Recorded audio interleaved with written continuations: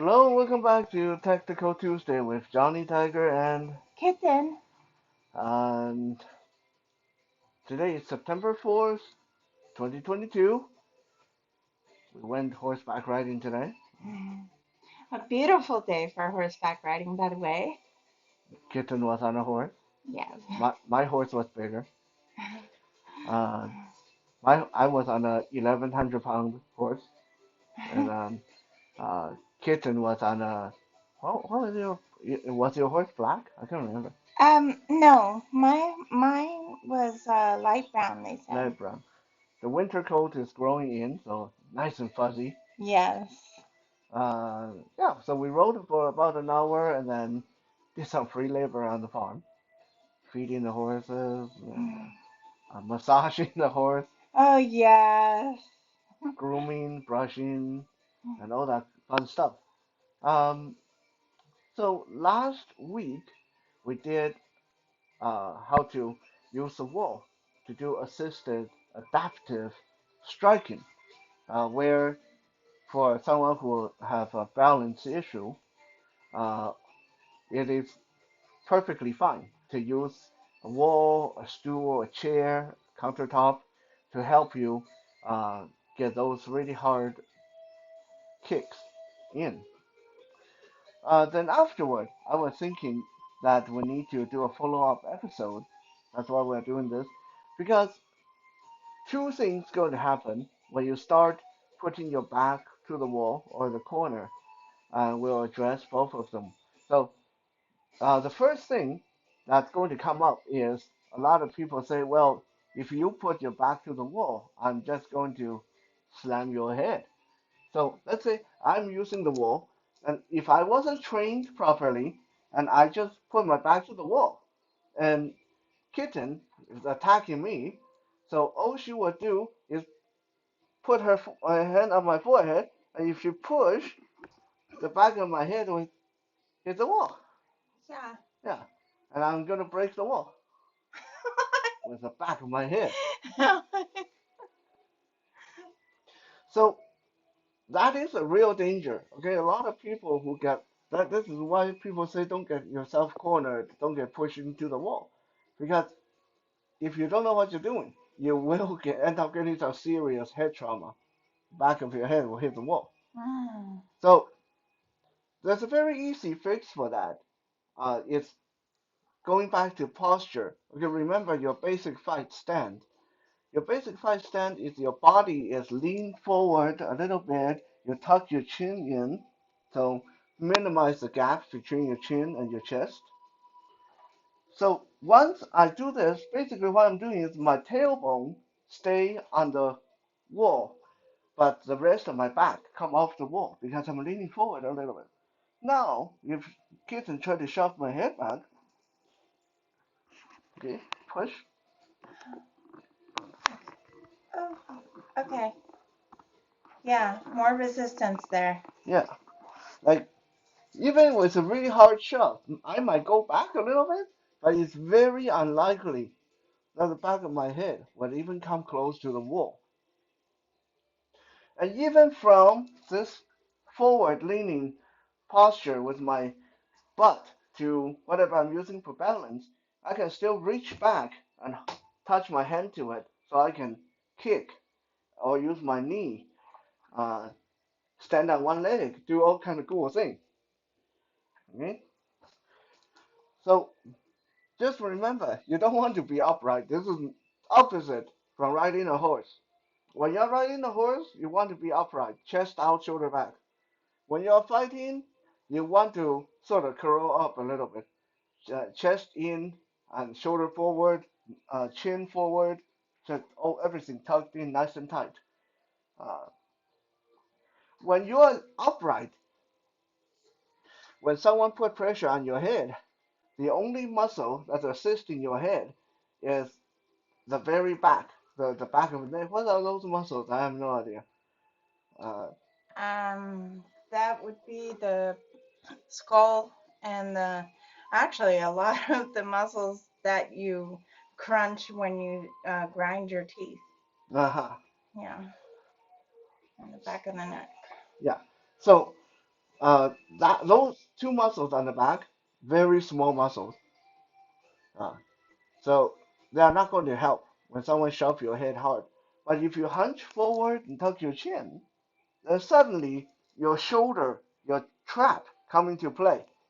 The angle of your bone, your skeleton come into play.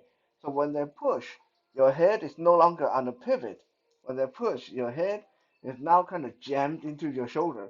So it's not going to go back into the wall. Okay, so that is number one solution.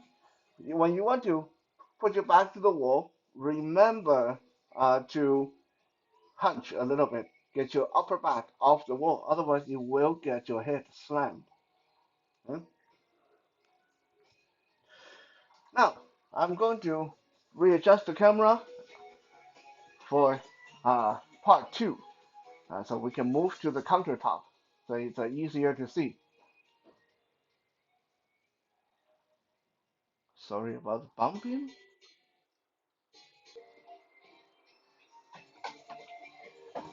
Okay, so now we relocated to the kitchen counter for part two, because the second thing that you will face that's going to happen when you put your back to the wall or to the corner is the person is going to crowd you. Yeah. Because if I stay out here, then she can do all kind of kicking and punching, which doesn't really give me the advantage, especially now if she's hunching forward and I can't even slam her head. Okay, so uh, a lot of people by this point they're going to either rush you and try to tackle you into the wall, or they're going to crowd you and get really, really close. Okay, now let's quickly address the tackling because originally I wasn't going to talk about that because it's very obvious. If the person is coming in really hard and fast and want to slam you into the wall, very simple, get out of the way. Yeah, just if I come in hard and fast, all she actually would have to do is sidestep like that. Or if like for blind people, a lot of time we can't see, right? So we can't see this coming. So what we want to develop is the sensitivity. So as soon as she feels this force coming, she turn her body, and my own momentum will get me into the wall, right? That is why sensitivity drill is very important when you're training blind. Is you got to be able to make an instantaneous decision. The moment you feel pressure, what do you do? You want to turn this way? You want to turn this way? Or do you want to sidestep? So that's how you deal with the tackling situation. If they want to tackle you into a wall. Again, if you keep your butt against the counter or the wall and keep your posture forward a little bit, even if the tackle comes, you're not going to get slammed really bad. It's mostly your butt that's going to take the punishment. Yeah. I was gonna say, yeah, it made it easier for me to actually think and not get panicked, Hmm. uh, panicked about thinking, oh my God, I'm gonna fall. Right. Yeah. That's the thing. That's another great thing with your back to the wall. There's nowhere to fall. Right, You're not going to right. fall over. Um, so crowding is something that a lot of people, especially women, will run into. Not too many people want to crowd me. Like, no, no, bigger guys don't usually have that problem. But people trying to crowd us into the wall. But it's something that smaller people and women will run into. The situation is when you are really good with your striking, when you're really good with your kicks and knees and the elbows and all that stuff, some big galoot or some big thug, they're going to just like, what are you going to do now? They're just going to get this close. Exactly. So what you guys see is she just sidestepped, right? When you sidestep, when you get pressed up against the wall, Unless you're in the phone booth, okay? If you're in a telephone booth, then I'm sorry, that's a totally different. Yeah. Yeah, you're in a telephone booth, there's a totally different kind of technique. But even in a corner, there's always going to be one side that you can move to. If you are just against a wall or a counter or a table, there's two sides, left or right, that you can move to. You don't need to push against a person because if the person push in, you can't push back against them. So if you just sidestep, and then you can actually end up behind them, and then you can push them into the wall. Yeah. Push. Now, aside from the little sidestep, just in case that sometimes for some weird reason that you really can't sidestep, like I don't know, maybe you're on top of a flight of stairs, and the stairs is to your left, and the wall is to your right, and you get cornered into that kind of really weird position. Although, let me quickly remind you guys, if you get into that situation where if if the stairs is to her left, and there's nowhere to go on the left, let's say there's a wall to the left, and I'm coming in hard and fast like this, all she has to do is turn her body that way, and I will trip down the stairs. Okay? Just a quick little uh, dirty stair top fighting tip for you guys. Okay? Just use the guy's momentum. Turn towards the stairs, give them a nice gentle push, down they go. I sound like I did this before, but yeah, actually I did. Okay, it's not very nice, Oh. but the guy deserved it. Um, but in cases of where you're really jammed in there and there's nowhere to go, don't forget thunderclap over the ear. Okay, there's nothing stopping your arm from going out and in over the ear. Once you get your arm in, you can drop your elbow and engage them, and then just push forward with your elbow, and that will make room. Once you push the person back, you start kicking. You know. Um, Another little technique that I like to use for creating room is called the arm slicer, and that's all it is. If the person this close, you lift your elbow, anchor your forearm between the chin and the chest, and then imagine you want to shoot your hand behind my head. You just reach. That will force the person's head back, and I will force the person back. Now, the time when this won't work is if the person's really, really tall. If you get into with someone who's really tall, this one's not going to work. Uh, so let me show you guys. So squat a little bit. Give me yeah, a little more.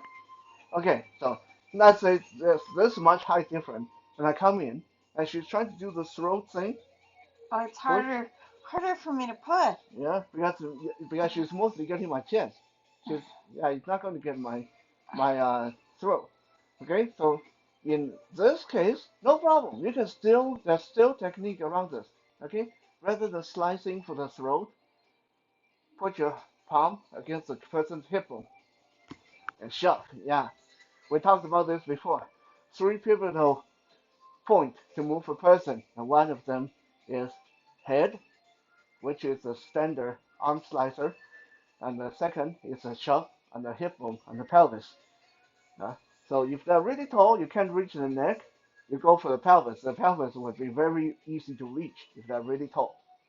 Uh, so these are the tips and tricks that will keep, keep you more safe. If you are using the wall or the counter or the table as your support when you're fighting, so you don't get your head slammed, you don't get jammed or crowded or tackled into the wall, and you can still kick asses even though your back is to the wall. Right. Does Kitten have any comment or? Oh, it's good that you point out the whole if the person is significantly taller than you issue. Thank you for that. Because as a woman, I know that, I mean, even though you're taller than me, but I know that there, are in other people shorter than I am. So, Yeah, yeah. There's a lot of times people who teach technique don't take size into consideration. Because when we're training, we're always like, okay, you guys pick a partner roughly your same size so you can do your technique. Well, out there, a lot of times it's not going to be like this. Out there, it might be a 400-pound guy. It might be a guy the size of Michael Jordan or Andre the Giant. oh my God. Yeah, yeah. Then it can be really, really messed up. Yeah. Yeah. Um, So yeah, these are just a couple of the tips that keep you guys safe when your back is to the wall. Now, before we go, let me address something quickly too. Another technique, another thing that I notice some people will do if you put your back to the wall and you're fighting them with your back to the wall, is they'll put their foot on your belly and just push you into the wall like that. Okay, that one again, all it takes is as soon as you feel this coming, turn your body. Yeah, just turn your body. That foot will glide right off your body.